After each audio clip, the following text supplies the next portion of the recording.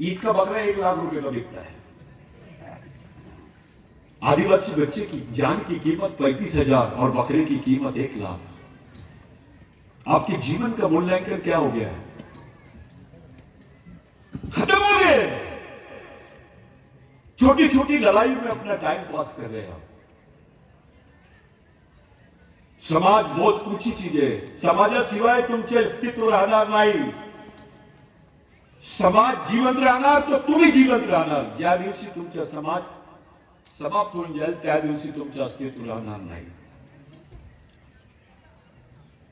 राघोजी भांगरे समाज के लिए मरे, टंट्याभील समाज के लिए मरे, बिरसा मुंडा समाज के लिए मरे.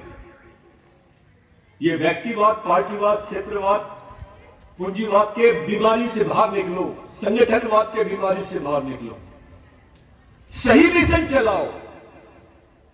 यही बिरसा ब्रिगेड का मेन उद्देश्य था और इसलिए यह वर्धापन दिवस मनाए. एक तरफ शिवाजी महाराज, छत्रपति शिवाजी महाराज, ये राजकीय शिव है. हमको राज्य में कैसे अपनी पकड़ बनाना है वो छत्रपति शिवाजी महाराज से हम लोग एक करते हैं. एक ये शिव का मामला है और दूसरा आध्यात्मिक शिव का मामला है और दोनों को ब्राह्मणवाद से डर है. शिवाजी महाराज की लड़के की जो सजा है, यानी छत्रपति संभाजी महाराज को जो सजा मिली है, जो उनका इनकाउंटर हुआ है, उसमें सोचो. शिवाजी महाराज की जयंती मना के खुश होने का दिन नहीं है आज. शिवाजी महाराज के परिवार का जो त्याग है, उसके साथ जो षड्यंत्र हुए उस पर रिव्यू करने का, उसको पूरे अच्छे तरीके से उसकी समीक्षा करके उस पर चिंतन करने का टाइम है आज. मराठा क्लेम करते हैं कि हम शिवाजी महाराज को सबसे ज्यादा मानते हैं. बाकी लोग क्लेम करते हैं हम शिवाजी महाराज को सबसे ज्यादा मानते हैं. हमने पिछले प्रोग्राम में बोला, हड़कंप मच गया. मैंने बोला शिवाजी महाराज के साथ और उसके परिवार के साथ, उनकी सोच के साथ सबसे ज्यादा ईमानदार अगर कोई कौम थी तो वो आदिवासी थी. इसलिए यह परिणाम दिखता है कि सिमनेरी का किला आदिवासियों का, जमीन आदिवासियों की, सेना आदिवासियों की, राजा शिवाजी. यह उदाहरण देखिए आप. ये किसने किया? ये आदिवासियों ने किया. स्वीकार किया आदिवासियों ने शिवाजी महाराज. लोगों ने तो हिस्सेदारी मांगी है, आदिवासी ने कोई हिस्सेदारी नहीं मांगा शिवाजी महाराज से. और इसलिए शिवाजी महाराज के विचारधारा और संभाजी महाराज की विचारधारा को हम अपना आदर्श समझ के आज के दिन वर्धापन दिवस मनाते हैं. यह है बिरसा ब्रिगेड. एक देश की सांस्कृतिक नई लड़ाई के बारे में हम लोग सोच रहे हैं. एक तरफ कुछ लोग बोल रहे हैं भाई देश धर्म है, धार्मिक राष्ट्र बनाओ. यह सांस्कृतिक राष्ट्र था, है और रहेगा. यहां धर्मनिरपेक्षता थी. सब धर्म के लोग रहते हैं, यहां सब जमात के लोग रहते हैं, सब वंश के लोग रहते हैं. लेकिन इनके अलावा एक ऐसे वंश के भी लोग रहते हैं जिनका यह देश है, जो इस देश के प्रथम नागरिक है. उनका नाम है आदिवासी.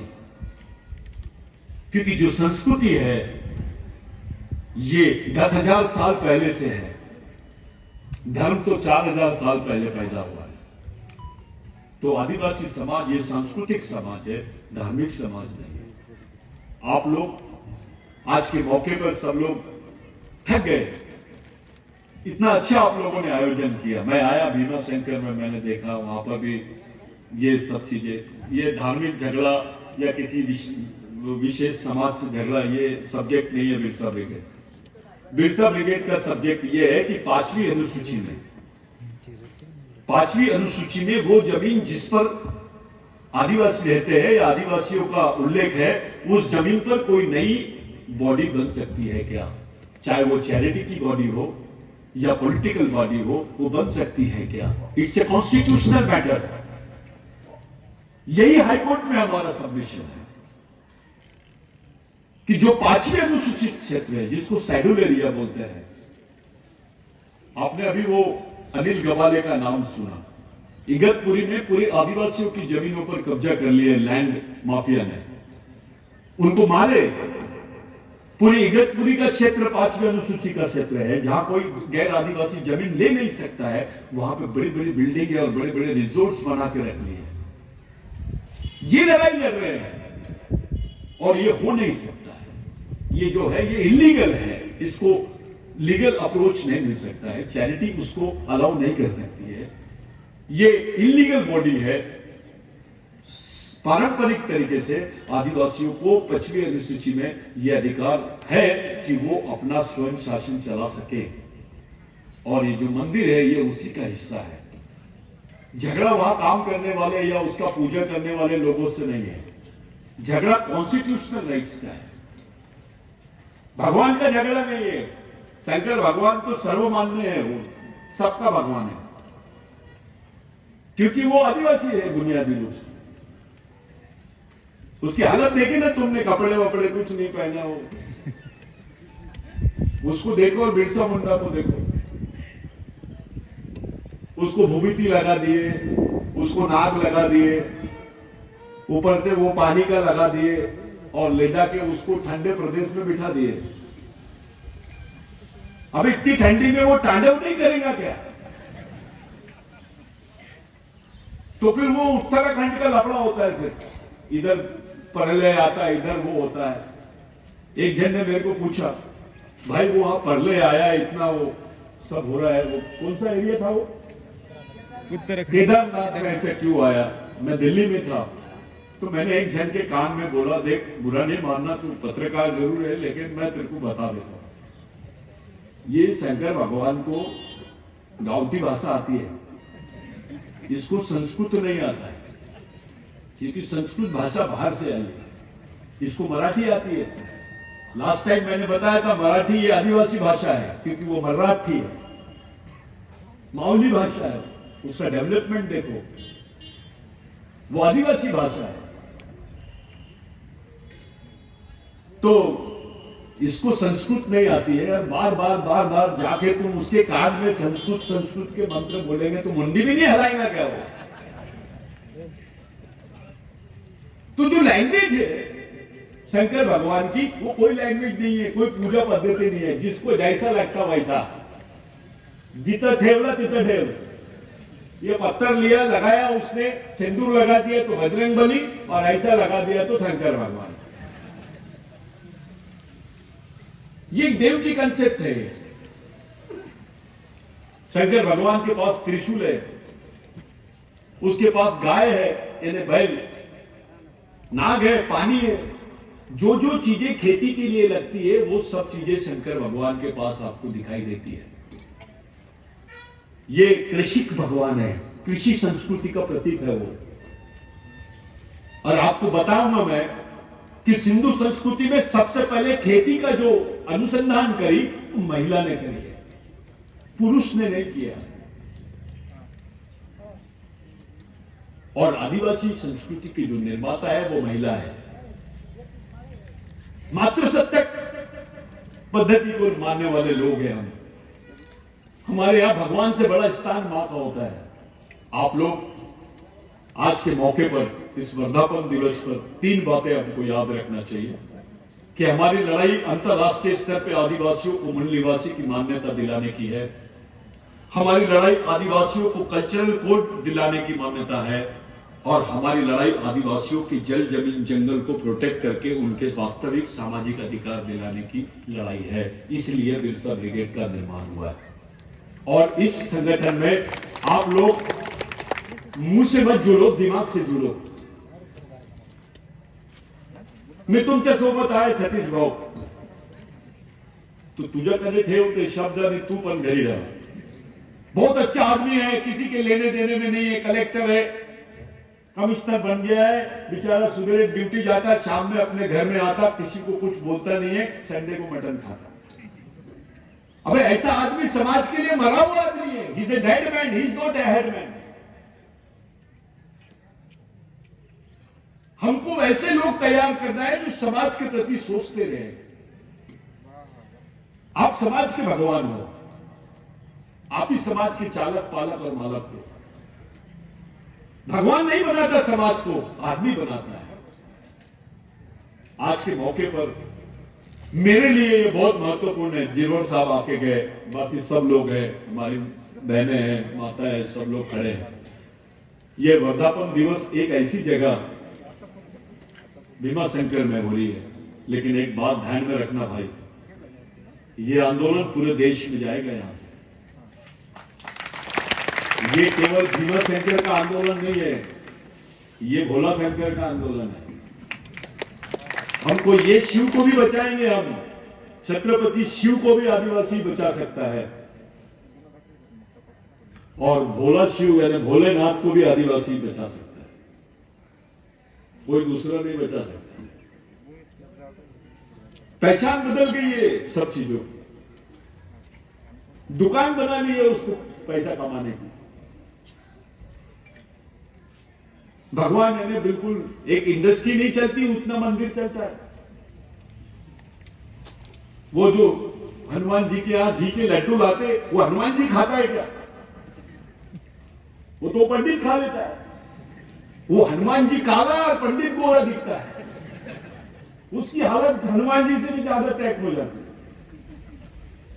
सवाल है, मेहनत करने के बाद भी बेचारे भीख मांग रहे ऐसे लोगों का, और जो मेहनत नहीं कर रहे और पैसा कमा रहे, फूल रहे, उनके बाल बच्चे पूरे फॉरेन में पढ़ रहे हैं। जो मेहनत करने वाले लोग हैं उनका सम्मान होना चाहिए।